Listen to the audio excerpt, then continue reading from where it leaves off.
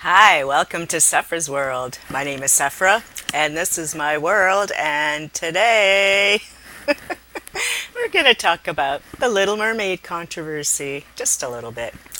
Now, it looks like people are really getting their knickers in a knot over the casting of the new Little Mermaid movie that Disney is putting out. I find it fascinating how fans have really gotten vocal with this advent of social media. I mean, fans have always been vocal. I mean, you look back at Wizard of Oz in the 30s and King Kong and all these movies. There's always been, people always have something to say because part of entertainment, what I think part of the mandate of entertainment is to get people talking, to have conversations about things. And I know as an author myself, I'd rather have people talking about my work, whether it's good or bad, than not knowing I exist at all. And so now with the Little Mermaid controversy, it's just another Disney controversy, it seems. I watch a lot of YouTube channels. I started watching because of Star Wars things, and I was excited after The Force Awakens. I started watching a lot of videos dedicated to Star Wars, like channels dedicated to Star Wars, because they were all fun and uplifting, and we're all excited, and we're making theories. And then The Last Jedi came out, and it totally divided the fan base because some people absolutely despise that movie and some people absolutely love that movie. And I fall in between because I want to see the third story of the trilogy before I really voice everything. But so far, I'm not too happy with some of the things in Last Jedi, but some of the things were magnificent. Then that then YouTube started getting all these channels that actively hated Star Wars or The Last Jedi or Rian Johnson or Disney. So these channels now seem fit to nitpick everything Disney does. So now they're all angry about the Galaxy's Edge ride at Disney World. Apparently it has low attendance, or maybe not, but these channels want you to believe that everything's falling apart when in fact I probably don't think it is at all. But they're all trying to get hits and clicks and make money and stuff. I don't make money from these channels, so I just come in and talk. So then that toxicness went on to like the Marvel movies, and then they're all angry that Captain Marvel was a woman, and then they got over that but decided they didn't like Brie Larson, and they make all these angry videos, and they're making angry videos about the Phoenix movie, and then this and that and blah blah blah. So now they're focusing on Little Mermaid, and all the hate is focused there. And so what used to be Star Wars channels are now hating on Little Mermaid. And I find that all an interesting sidebar, just because I grew up in a time where, there was no internet or anything. So we just read books and formed our opinions. Which brings me to the whole Little Mermaid thing. The Little Mermaid story by Hans Christien Anderson was one of my favorite stories as a child. And I consider it as one of the stories that did shape my career as it is today. In my very first published book, Eternal Sunset, I have mermaids. In the series I'm working on right now, I have mermaids. And in fact, when this controversy hit, I'm actively working on scenes with mermaids, mermaids and witches having some kind of battle in my Witch Upon a Star series. And I'm working on the book A Hearse of a Different Color, which is coming out this summer. And in my mind, all my mermaids always look a specific way. And with that, it's based on how I interpreted The Little Mermaid as written by Hans Christien Anderson, and my summers in Maine swimming in the actual ocean. And then, of course, I do like zoos and aquariums and things, and I watch a lot of nature shows, not just Shark Week, but other shows too. And so in my mind, how I created my mermaids was the idea that things that are very deep under the sea are kind of translucent, kind of see-through. Probably see their body parts, probably a lot of gills. So my mermaids are kind of different colors. Like they're kind of translucent, but they're blue and green to camouflage in with seaweed. Their hair is kind of seaweedy like. So they, again, the camouflage of the sea. They they have gills in their heads or necks, kind of like around this area, so they can breathe, all this kind of stuff. And when I was in university taking art classes, I would draw a lot of mermaids with these kind of ideas, and I'm a really bad drawer, and those drawings have been gone for decades. I graduated before the Disney Little Mermaid came out, and then so my first son was about 2 when we went to see The Little Mermaid in 1989, the musical Disney cartoon of The Little Mermaid. And I was hesitant to go because it's a very sad and depressing story, and I wasn't sure what Disney would do to it, how they would tackle the fact that the mermaid dies at the end. She sacrificed her beautiful voice to get legs, then the prince shuns her anyways, and the deal with the devil was that if he doesn't marry her, she dies. And he didn't marry her, and she dies. And it's very depressing. She turns into sea foam, and then her sisters or whatever had sold their hair or whatever to the sea witch, and they got her to become a butterfly at least, and fly to the heavens or whatever. I haven't actually read the actual story in forever, but that's kind of how I remember it. So in the Disney version, we first see this mermaid who is preciously called Ariel, and right away that kind of got on my nerves because I thought it was a very precious name for a mermaid. And then she had like this crazy red hair, which I thought was bizarre, because why would an underwater creature have red hair? Why wouldn't it be like seaweed colored or, you know? And then she's very pale, so I kind of got that because, you know, she's underwater, so she's not seeing the sun. But however, if you look back historically at when sailors would see mermaids, or what they thought might be mermaids or sea creatures or sirens and so on,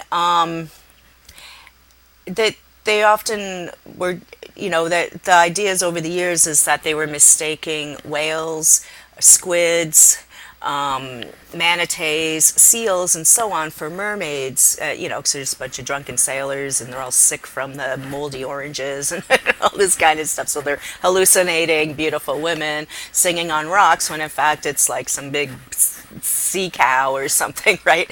So it makes sense then that a mermaid might be black or brown or another color if you're thinking about seals and whales and sharks and those types of animals that are usually dark on top, and sometimes they have white underbellies or not, depending on the animal.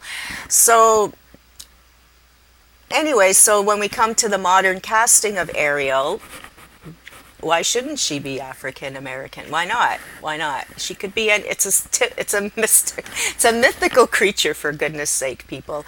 A mythical creature that it makes our imaginations go wild. And of course, I see so many people saying, especially on these toxic Star Wars channels, oh, they're erasing gingers from the lore, all this, and it's like, she never was a ginger. She's a mermaid, and she never should have had red hair to begin with. To me, that was the thing that made me crazy. But the reason why I did like Little Mermaid, and it did grow on me, was the musical, the 1989 movie.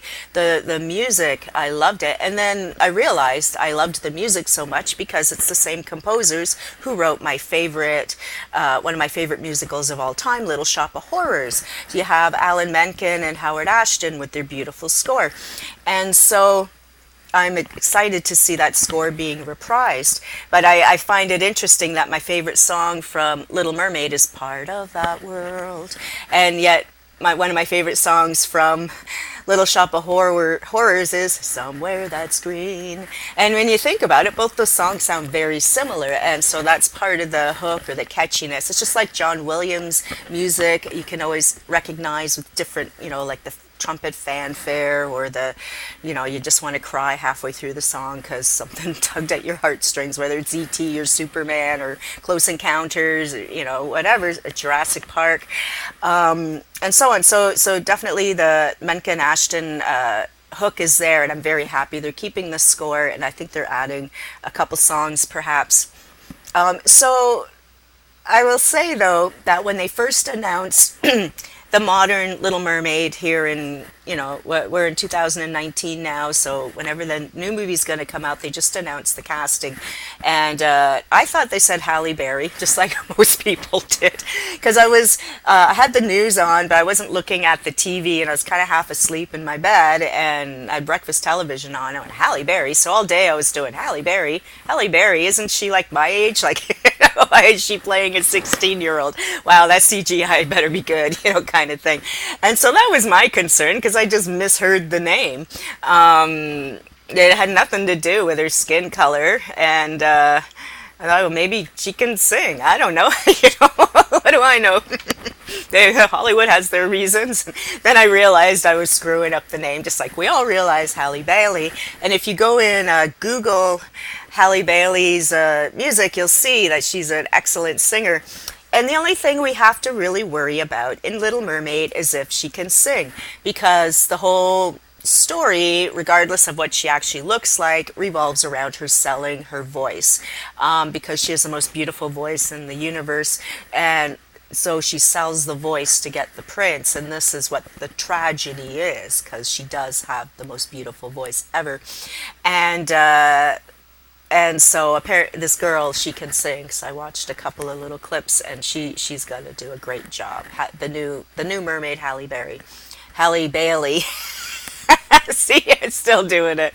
Oh my goodness gracious. Now I do have a little bit here for those non-believers that, Hans Christien Anderson wrote this thing.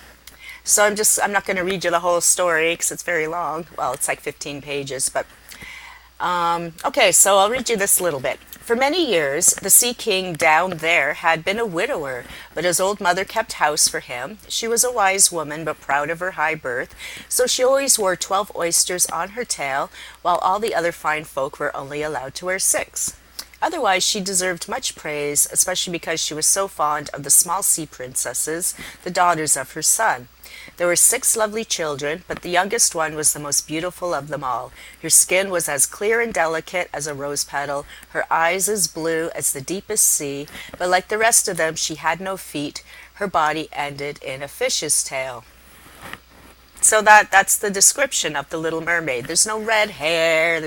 And you figure if her skin is as delicate as a rose petal, it's probably translucent, as I was saying before.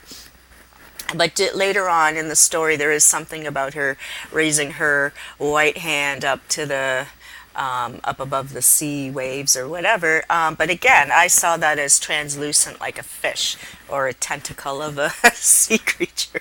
Because if you've ever spent any time around the ocean, you know there's like so much translucent. You can see through the organs and stuff.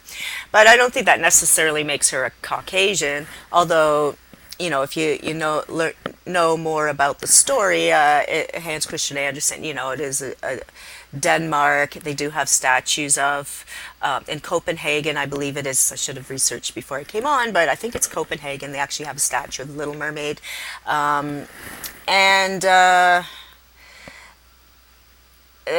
The story itself was some kind of allegory, I believe, of Hans Christian Andersen being in love with someone who's getting married, but I believe it was a man. I have to research that story a little more too, but writers, we write for reasons. So he wrote Little Mermaid as someone who's in love with someone he couldn't have and kills himself. So there you go. That's the origins of the Little Mermaid story. So wouldn't all those haters also be upset that not only do they have an African American mermaid, but it's based on a gay story. So haha to all of you. So yeah, so get over it. Like we got really huge problems happening in the world right now. As of today, there's been like giant earthquakes happening in California. All the sea creatures are going to be coming up. You know, like the world is on fire. It's falling into the sea. Here in Toronto, we're having one of a horrendous heat wave. It's over 40 degrees humidity, and that's not right for Toronto. That's not right for Canada. You know, we get hot summers, but not like this. This is unusual. And, you know, so we need to be more concerned about our actual real life environment, our actual real life, how we treat each other in real life, not get stressed out over a friggin' cartoon, a fantasy story that was written a couple hundred years ago. Everyone's allowed their interpretations, and if you don't like this interpretation of the Little Mermaid, even though they haven't even shot one frame of it yet, go make your own. And I don't mean like what people are doing, like with The Last Jedi. They're just sitting there and re-editing what Rian Johnson did. That's lazy too. Go out and make your own actual movie. Why are you stealing other people's content and then just redoing it and passing it off as your own? Anyways, that's a whole other rant. So anyways, oh, my phone went off. So I hope I don't get copyright infringement on my ringtone. Anyways, so I wanted to pipe in on this Little Mermaid stuff. Because it's just crazy to me how people are so hateful, so hateful. You know, all this cultural appropriation crap. There is no cultural appropriation because it's a mermaid. They don't exist. As far as I know, I'm not sure. I don't think so. I don't think they exist. I'm not positive. Let's see what the end of it is. Little Mermaid laid her white arm on the railing and looked eastwards towards the first approaching dawn, the first rays of the sun she knew would kill her. Then she saw her sisters rise up out of the sea. They were pale as she was. Their long beautiful hair no longer fluttered in the wind. It had been cut off. We have given it to the witch so that she can bring help and prevent you from dying this night. She has given us a knife. Here it is. Can you see how sharp it is? Before the sun rises, you must plunge it into the prince's heart, and when his warm blood spatters onto your feet, they will once more become a fish's tail, and you will become a mermaid once again. Be able to come down into the water to us and live your 300 years before you turn into dead salty sea foam. Hurry, either he or you must die before the sun rises. Our old grandmother is grieving so much that her white hair has fallen off, just as ours did at the witch's scissors. Kill the prince and come back. Hurry, can't you see the red streak in the sky? In a few minutes the sun will rise and you will have to die. And they let out a strangely deep sigh and sank down into the waves. And then it goes on. She doesn't kill the prince, but she kisses him. Once more she gazed at the prince with half-glazed eyes, rushed off the ship down into the sea, and felt her body dissolve into foam. And so on. Like, just go, you know, you can do what I just did. You Google the story, it's right here for free on the internet. And it's a sad story. It's a good story. It's a very telling story for any age, any time. And so let's just get on with our lives and pay attention to the real people in our lives who are having problems and help them, and stop wasting time being racist assholes, okay? Have a good day.